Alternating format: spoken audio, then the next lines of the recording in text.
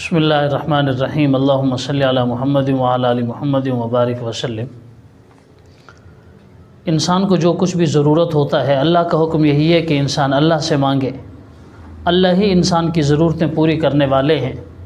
اسی لیے اللہ تبارک و تعالی نے مسلمانوں کو، انسانوں کو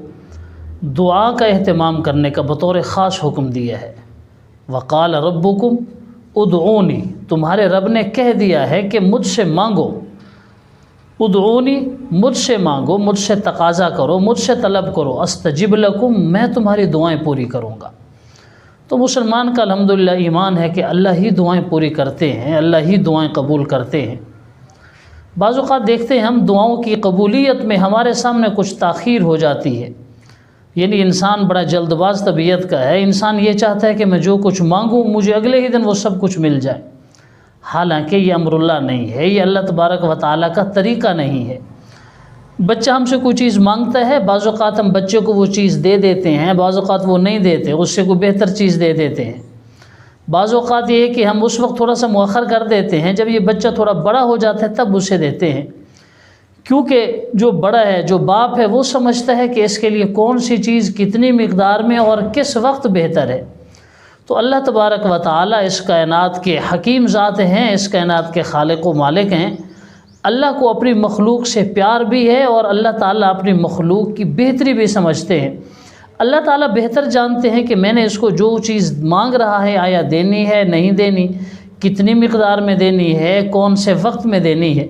مگر انسان جلد بازی کرتا ہے اور پھر گلے شکوے شروع کر دیتا ہے، جی میری دعائیں قبول نہیں ہوتی، اللہ سے مانگتے مانگتے تھک گیا ہوں۔ ایسا کبھی بھی نہیں ہوتا کہ انسان اللہ سے مانگے اور اللہ اسے کچھ بھی نہ دے۔ جیسا کہ حدیث شریف میں آتا ہے، حضور صلی اللہ علیہ وسلم فرماتے ہیں کہ تمہاری جو دعاؤں کی قبولیت ہے وہ 3 طرح سے ہوتی ہے۔ پہلے نمبر پر اللہ تعالیٰ تمہیں وہی چیز دے دیتے ہیں، جو کچھ تم نے مانگا اللہ وہی دے دیتے ہیں۔ دوسرے نمبر پر یہ کہ اللہ وہ چیز تو نہیں دیتے، لیکن اس کے بدلے میں تم پر آنے والے دور میں کوئی مصیبت، کوئی پریشانی، کوئی آنے والے دور کی تم پر جو مصیبت مقدر میں ہوتی ہے اللہ تعالیٰ اس کو دفع کر دیتے ہیں، دور کر دیتے ہیں، ٹال دیتے ہیں۔ اور تیسرے نمبر پر یہ کہ تمہاری مانگی ہوئی دعاؤں کو اللہ تعالیٰ تمہارے حصے میں ذخیرہ کر لیتے ہیں۔ جب انسان اس دنیا سے جائے گا، میدان معاشر میں اللہ کے حضور پیش ہوگا، تو اللہ تبارک و تعالیٰ اسے ایسی چیزیں دیں گے انسان خود حیران ہو جائے گا، یا اللہ یہ عمل تو میں نے کیا نہیں تھا، مجھے کس چیز کے بدلے میں مل رہا ہے۔ اللہ تبارک و تعالیٰ فرمائیں گے تمہیں یاد ہے تم نے دنیا میں فلاں دعا مانگی تھی، اس وقت میں نے تمہیں یہ چیز نہیں دی تھی کیونکہ تمہارے لیے بہتر نہیں تھی، مگر میں نے اپنی مخلوق پر اتنی شفقت کی ہے کہ میں نے تمہاری وہ دعائیں جو دنیا میں قبول نہیں کی اس کے عوض میں آخرت میں تمہیں یہ اجر دیا ہے۔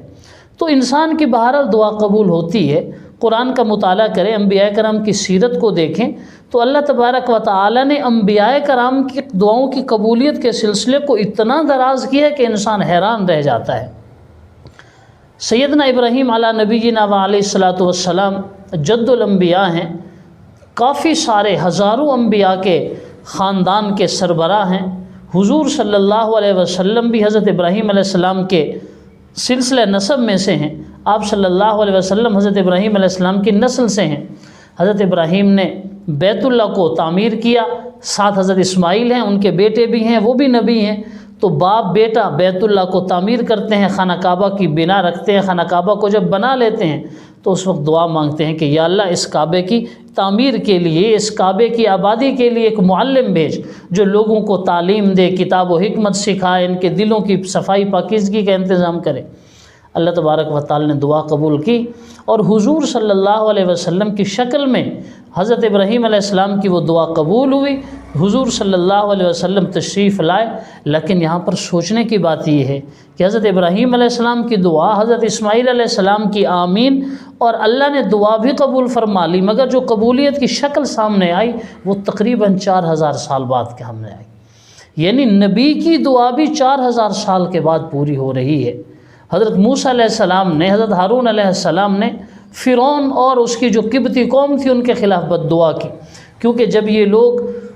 بالکل ظلم پر اتر آئے اور حد سے زیادہ بڑھ گئے مسلمانوں پر، یعنی اس دور کے جو مسلمان بنی اسرائیل تھے، بنی اسرائیل پر حد سے زیادہ ظلم و ستم کیے، تو اس موقع پر حضرت موسیٰ علیہ السلام نے اس قوم کے خلاف بد دعا کی، ربنا اطمس علی اموالہم واشدد علی قلوبہم فلا یؤمنوا حتی یروا العذاب الالم، یا اللہ اب تو ان کے مالوں کو بھی تباہ و برباد فرما، اب ان کے دلوں کو بھی اتنا سخت کر دے کہ بس انہوں نے جو بدبختی کی ہے دل چاہتے ہے کہ یہ اب ایمان نہ لائیں جب تک عذاب نہ دیکھیں۔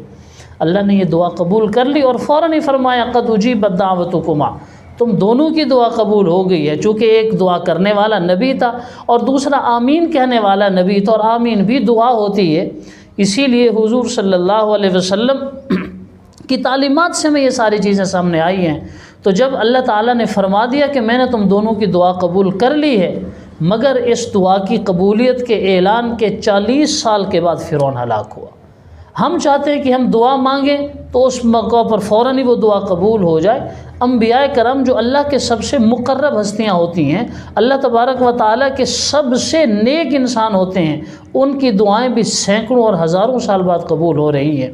البتہ دعا مانگنے سے انسان کو مایوس نہیں ہونا چاہیے، دعائیں مانگتے رہنا چاہیے۔ اللہ ہی نے دینا ہے تو اور کسی سے کیا مانگنا، اللہ نے جب دینا ہے تو اللہ ضرور دے گا۔ اور بعض اوقات ایسا ہوتا ہے کہ ہماری مانگی ہوئی دعاؤں سے اللہ تعالیٰ بہتر چیز دینا چاہ رہے ہوتے ہیں، اسی لیے اس میں کچھ تاخیر ہو رہی ہوتی ہے۔ دعا خود بھی کرنی چاہیے اور دوسروں کو بھی دعا کا کہنا چاہیے۔ بعض لوگ یہ کہتے ہیں جی دعا کا کہنا ثابت نہیں ہے، یہ غلط نظریہ ہے۔ حضرت عمر رضی اللہ تعالی عنہ ایک بار عمرے پر تشریف لے جا رہے تھے، حضور صلی اللہ علیہ وسلم نے خود انہیں ارشاد فرمایا لا تنسانا یا اخی فی الدعاء، اے میرے پیارے بھائی مجھے اپنی دعاؤں میں نہ بھولنا۔ تو حضور صلی اللہ علیہ وسلم کو تو کسی کی دعا کی کوئی ضرورت نہیں تھی، دراصل یہ ہمارے اور آپ کے سمجھانے کے لیے معاملہ تھا کہ دیکھو دوسروں کو بھی دعا کا کہا جا سکتا ہے، لیکن ہم حدیث میں دیکھتے ہیں حضور صلی اللہ علیہ وسلم نے بعض چیزیں ایسی متعین کی ہیں کہ جن کے بارے میں اللہ کے نبی خود کہہ رہے ہیں کہ اگر فلاں سے دعا کرا لو گے تو وہ دعا قبول ہو جائے گی۔ ہم جس کو بزرگ سمجھتے ہیں، ہم جس کو بڑا سمجھتے ہیں، نیک بندہ سمجھتے ہیں، ہم جس کو ولی اللہ سمجھتے ہیں، اس سے دعاؤں کی درخواست کرتے ہیں، کرنی بھی چاہیے، دعائیں کرانی چاہیے، مگر ہو سکتا ہے کہ میں جس کو نیک سمجھ رہا ہوں اللہ کی نظر میں اس کی اتنی اہمیت نہ ہو سکتا ہے جس کو میں ولی اللہ سمجھ رہا ہوں اس کے کچھ ایسے پوشیدہ اعمال ہوں جو اللہ کو ناراض کرنے والے ہو سکتا ہے اس کی دعا قبول نہ ہونے والی ہو، مگر آپ صلی اللہ علیہ وسلم جو فرما رہے ہیں کہ 3 دعائیں ایسی ہیں جو ایسی قبول ہوتی ہیں کہ ان میں شک ہی نہیں ہے، ثلاث دعوات مستجابات لا شک فیہن، 3 دعائیں ایسی ہیں کہ جن کی قبولیت میں کوئی بھی شک نہیں ہے۔ دعوت الوالد، والد کی دعا، یعنی والد سے ہم اگر دعا کرائیں، والد اگر اپنی اولاد کے حق میں دعا کر دے تو اللہ کے سچے نبی فرما رہے ہیں اس دعا کی قبولیت میں کوئی بھی شک نہیں ہے۔ یعنی سب سے بڑے ولی اللہ تو ہمارے گھر میں موجود ہیں، ہم پھر بھی ان سے غافل ہیں، تو اپنے والدین سے دعا کرانی چاہیے۔ اور دوسرا حضور صلی اللہ علیہ وسلم نے فرمایا ودعوت المسافر، مسافر کی دعا، چونکہ مسافر بھی حالت سفر میں ہے، اللہ کے قریب ہے، اور حالت سفر میں انسان اللہ کا یوں سمجھیے کہ مہمان ہوتا ہے، جیسے نماز ہے وہ قصر کر رہا ہوتا ہے تو اللہ کی طرف سے مہمان نوازی ہوتی ہے اس کی، تو اللہ کا یہ مقرب ہوتا ہے، تو مسافر سے دعا کرانی چاہیے۔ اور تیسرے نمبر پر فرمایا دعوت المظلوم، اگر کوئی مظلوم ہے وہ اگر دعا کر دے گا تو وہ بھی انشاءاللہ اللہ کی بارگاہ میں قبول ہوگی، جیسا کہ حضور صلی اللہ علیہ وسلم نے دوسرے موقع پر فرمایا اتق دعوت المظلوم، مظلوم کی بد دعا سے بچنا، فإنہ لیس بینہا و بین اللہ حجاب، کیونکہ جب مظلوم آدمی بد دعا کرتا ہے تو اس مظلوم کی بد دعا میں اور اللہ تعالیٰ کی بارگاہ میں بیچ میں کوئی بھی حجاب اور پردے نہیں ہوتے، یعنی اس کی جو دعا بد دعا ہے یہ ڈائریکٹ اللہ کے پاس پہنچتی ہے آسمانوں کو چیرتی ہوئی، مطلب یہ کہ اس میں فرشتوں کا واسطہ بھی نہیں ہوتا اور اللہ تعالیٰ اس کو ضرور قبول کرتے ہیں۔ تو اسی لیے مظلوم کی بد دعا سے بچنا چاہیے۔ مظلوم کی بد دعا سے بچنے کا مطلب